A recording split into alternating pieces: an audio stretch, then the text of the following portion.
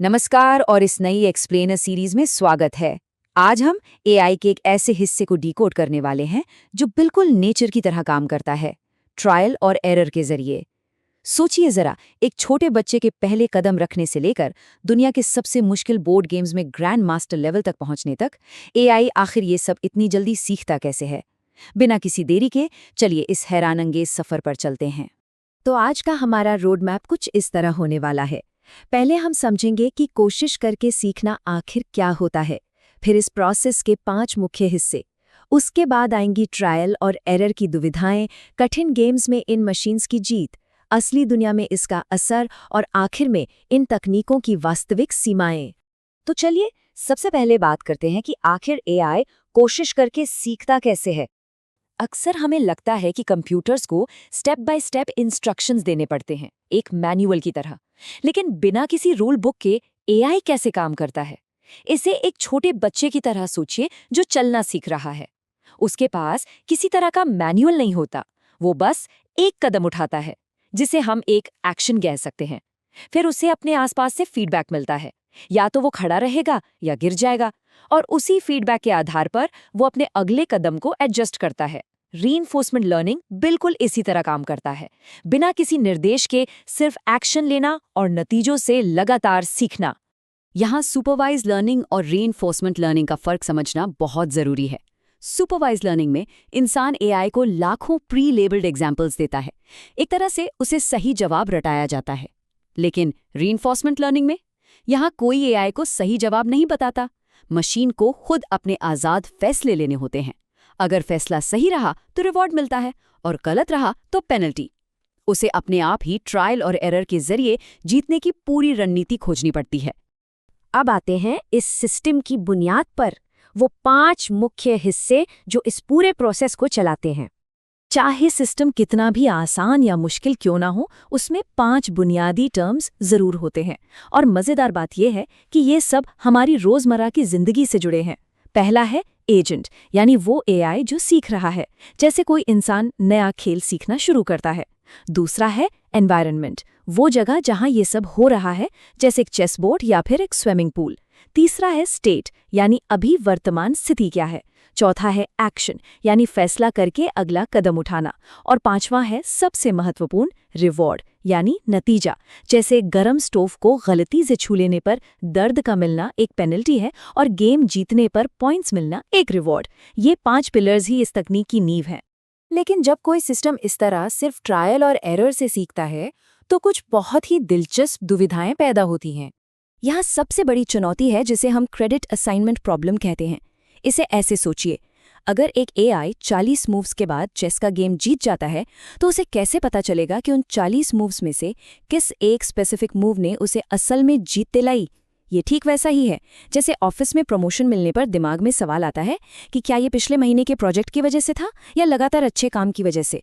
क्योंकि इनाम देरी से मिलता है, इसलिए पीछे मुड़कर उसकी बिल्कुल सही वजह ढूंढना एक सच में बहुत बड़ा चैलेंज बन जाता है। फिर आती है एक और बड़ी कश्मकश, एक्सप्लॉयटेशन बनाम एक्सप्लोरेशन। क्या एआई को वही पुरानी टेस्ट की हुई स्ट्रैटेजी इस्तेमाल करनी चाहिए जिससे अच्छे नतीजे मिलते हैं, जैसे रेस्टोरेंट में हमेशा अपना फेवरेट खाना ऑर्डर करना, या फिर कुछ बिल्कुल नया ट्राई करना चाहिए इस उम्मीद में कि शायद और भी बेहतर कुछ मिल जाए? अगर एआई सिर्फ पुराने रास्ते चुनता है तो वो एक ही जगह अटक जाएगा, और अगर सिर्फ नया ट्राई करता रहेगा तो वो कभी किसी एक स्किल में मास्टर नहीं बन पाएगा। इन दोनों के बीच का बिल्कुल सही बैलेंस ढूंढना ही गेम चेंजर होता है। अब देखते हैं कि कैसे इस तकनीक ने इतिहास में दुनिया के सबसे कठिन गेम्स को मास्टर किया है। रिसर्चर्स ने एआई को टेस्ट करने के लिए सबसे कॉम्प्लेक्स गेम्स का सहारा लिया, क्योंकि गेम्स में रूल्स और रिवॉर्ड्स बिल्कुल साफ होते हैं, और नतीजे सच में हैरान करने वाले थे। 1997 में डीप ब्लू ने ह्यूमन चेस चैंपियन को हराया।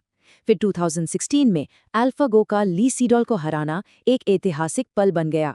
खासकर अल्फागो का वो मशहूर मूव 37, एक ऐसी चाल जिसके बारे में इंसानों ने हजारों सालों के इतिहास में सोचा तक नहीं था।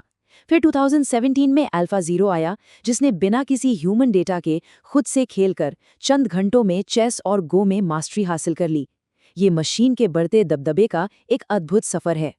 जरा इस नंबर पर गौर कीजिए, 10 की पावर 360, गो बोर्ड गेम में इतनी अलग अलग स्थितियां या गेम स्टेट्स बन सकती हैं। ये आंकड़ा हमारे इस ऑब्जर्वेबल यूनिवर्स में मौजूद कुल एटम्स की संख्या से भी बड़ा है। इसका सीधा सा मतलब ये है कि एआई इन चालों को रट या मेमोराइज नहीं कर सकता। उसे सच में एक गहरी रणनीति सीखनी पड़ती है। एक और हैरान कर देना आंकड़ा है 45,000। जब OpenAI 5 ने Dota 2 जैसे कॉम्प्लेक्स ई स्पोर्ट्स गेम की ट्रेनिंग शुरू की, तो उसने सिर्फ कुछ ही महीनों के अंदर खुद के खिलाफ 45,000 इंसानी सालों के बराबर गेम्स खेले। एक ही गेम को बार बार खेलकर इस एआई ने बेहतरीन टीम वर्क, लंबी प्लानिंग और यहाँ तक कि सामने वाले को धोखा देना भी सीख लिया। लेकिन ये तकनीक सिर्फ डिजिटल गेम्स तक सीमित नहीं है। चलिए देखते हैं असली दुनिया में इसके हैरानंगेज उपयोग। आजकल रीइंफोर्समेंट लर्निंग हमारी रोजमर्रा की जिंदगी का हिस्सा बन चुकी है। फैक्ट्रीज में रोबोट आर्म्स बिल्कुल सटीक तरीके से सामान जोड़ रहे हैं। बड़े बड़े डेटा सेंटर्स अपनी कूलिंग एनर्जी का इस्तेमाल 40% तक कम कर रहे हैं। Self driving cars virtual traffic में सेफ्टी के साथ मर्जिंग की प्रैक्टिस कर रही हैं। और एक बहुत ही आम उदाहरण, जब भी कोई वीडियो या म्यूजिक प्लेटफॉर्म नए गाने या वीडियो रेकमेंड करता है, वहां भी यही एआई काम कर रहा होता है। असल में हर बार जब एक वीडियो पर क्लिक होता है, तो प्लेटफॉर्म उस रेकमेंडेशन के लिए एआई को एक पॉजिटिव रिवॉर्ड सिग्नल भेजता है। और इस फील्ड में सबसे बड़ा गेम चेंजर रहा है RLHF, यानी reinforcement learning from human feedback. यही वो तकनीक है जिसने उन बिखरे हुए लैंग्वेज मॉडल्स को उन कॉन्वर्सेशनल एआई असिस्टेंट्स में बदल दिया जिन्हें आज पूरी दुनिया रोजाना इस्तेमाल कर रही है। इसमें इंसान एआई के जवाबों को स्कोर या रेट करते हैं। यही रेटिंग उस एआई के लिए एक रिवॉर्ड का काम करती है, जिससे वो बेहतर, ज्यादा हेल्पफुल और सेफ बनना सीखता है।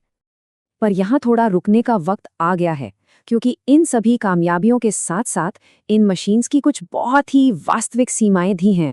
हम ये नहीं भूल सकते कि एआई कोई जादू नहीं, बल्कि मैथमेटिक्स है। एक बहुत ही मजेदार लेकिन कारगर उदाहरण लीजिए। एक एआई को एक बोट रेस जीतने के लिए ट्रेन किया गया, पर रेस पूरी करने के बजाय उसने एक लूप होल ढूंढ लिया। वो एक ही जगह गोल गोल घूमकर सिर्फ पावर अप्स कलेक्ट करने लगा ताकि उसे अनंत पॉइंट्स मिलते रहें। इसे रिवॉर्ड हैकिंग कहते हैं। एआई इंसानी इरादों को नहीं समझता, वो बस अपने रिवॉर्ड को मैक्सिमाइज करने के लिए किसी भी हद तक जाता है, चाहे उसका नतीजा कितना भी अजीब क्यों ना हो। और यही इस टेक्नोलॉजी की सबसे बड़ी सीमा है। एक छोटा बच्चा एक बार गलती करके जिंदगी भर के लिए सीख जाता है, पर मशीन को वहीं एक छोटी सी बात समझने के लिए लाखों करोड़ों बार फेल होना पड़ता है। इसके अलावा जब असल दुनिया की गड़बड़ सिमुलेशन के रूल्स तोड़ती है, तो एआई बुरी तरह फेल हो जाता है।